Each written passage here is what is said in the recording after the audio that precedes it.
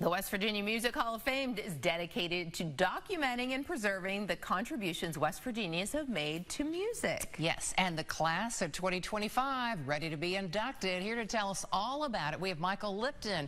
Good morning, Michael. Great to see you.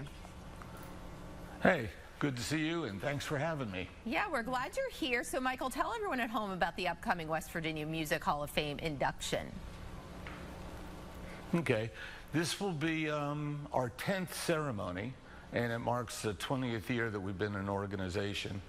And we always try and put on, not only to just honor these really important musicians that have impacted people, not only all over the state, but all over the country, and in a lot of cases all over the world.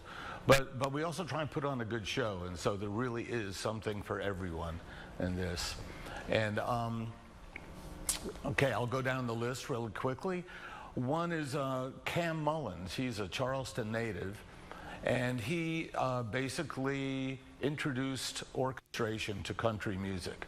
He was really the first one to do that, and his list of clients is incredible. There's dozens and dozens, from Elvis and J.J. Cale to Perry Como and Brenda Lee and the Statler Brothers. Oh my goodness. And just to give an idea of the reach of his work, Dolly Parton did a video congratulations for him. Oh, that speaks volumes right there. That does. Mm-hmm. Yeah, it's great too. She says, "Hi, West Virginia." So it's fun. I know that one of them, Daniel Johnston, was, people learned a little more about him just this past weekend because of the documentary, which was shown in Charleston and in Huntington. Correct, yeah.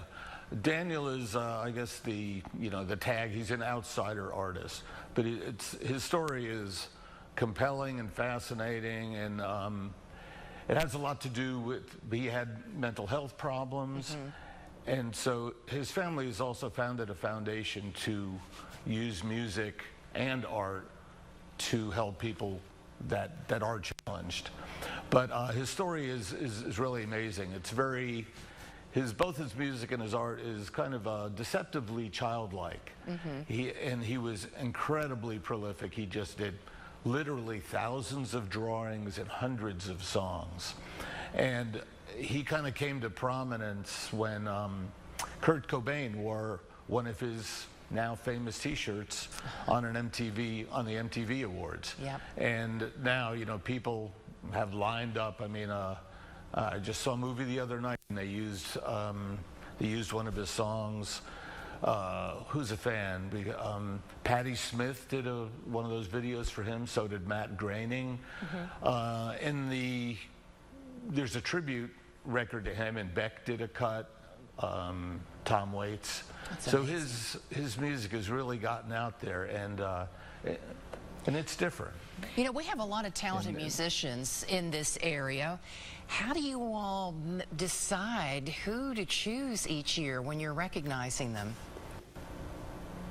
Well, we have a committee. I mean, well, the first step is to nominate someone. Yeah. And the nominations are open year-round. There's a form on our website, which is www.wvmusic.com. wvmusichalloffame.com. Okay.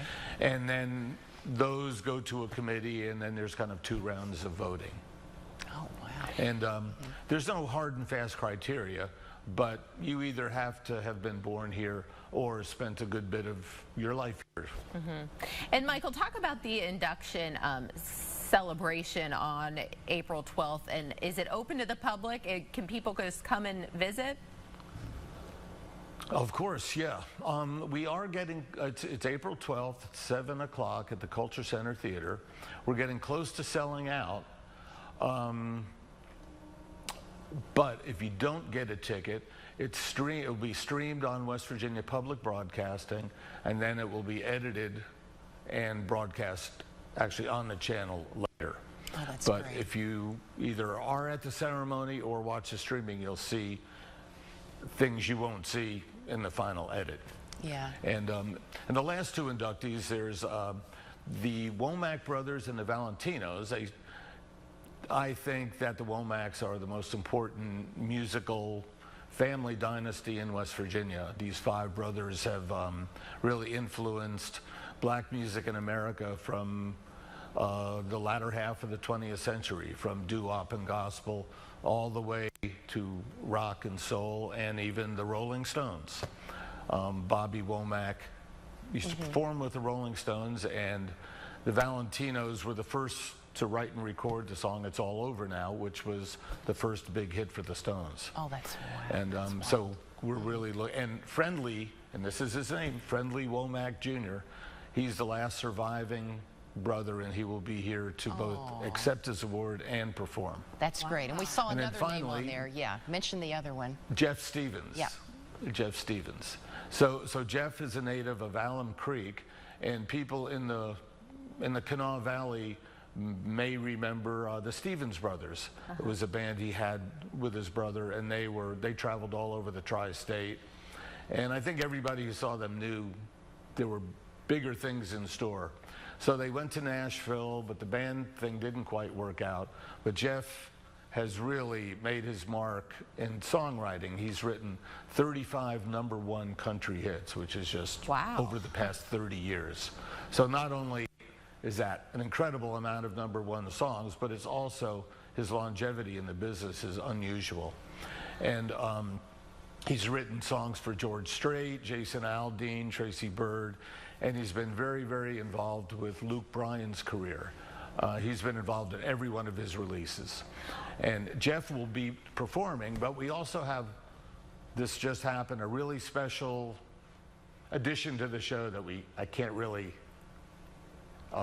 announce now, but take my word for it. It's going to be special. We just have to come to the show and Yes. find out the secret guest there. But that's amazing. We're going to hear some great music and learn about these musicians from our area. Yeah, Michael, we appreciate you sharing all that with us today. Oh, sure. Well, thanks for having me on. Yeah.